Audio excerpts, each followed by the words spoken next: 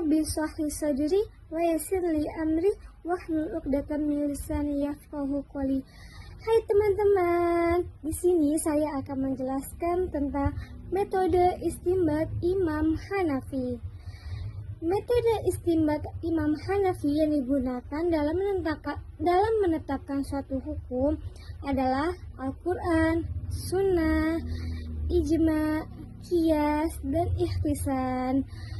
Ahmad Zajuli mengatakan metode istinbat atau metode usul fikih yang digunakan dalam menetapkan suatu hukum Imam Hanafi ada 7, yaitu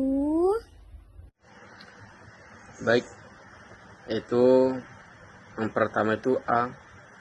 Al-Quran adalah kalam Allah yang diturunkan kepada Nabi Muhammad SAW.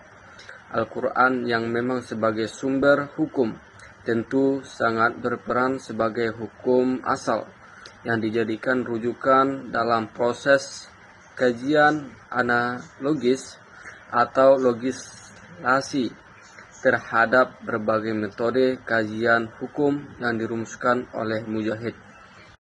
Sunnah. Menurut para ahli hadis, sunnah adalah identik dengan hadis, yaitu seluruh yang disandarkan kepada Nabi Muhammad SAW, baik perkataan, perbuatan, maupun ketetapan. Juga sifatnya sebagai manusia, akhlaknya, baik sebelum maupun sesudah diangkatnya menjadi Nabi. Ibrahim 2019. Yang C.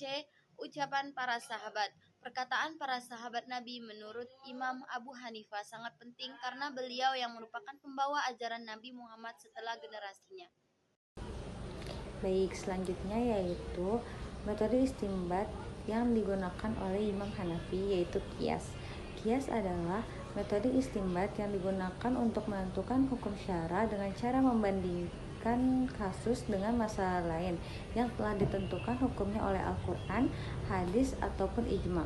Kemudian Imam Hanafi juga menggunakan metode qiyas ini apabila terdapat suatu hukum yang belum ada pada Al-Quran, hadis, ataupun ucapan sahabat.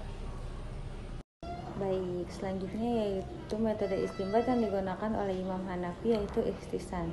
Ihtisan adalah metode istinbat yang digunakan oleh Imam Hanafi untuk menentukan hukum syara dengan mempertimbangkan kepentingan dan kemaslahatan umum, serta memiliki yang lebih baik dan lebih adil dalam suatu kasus atau masalah.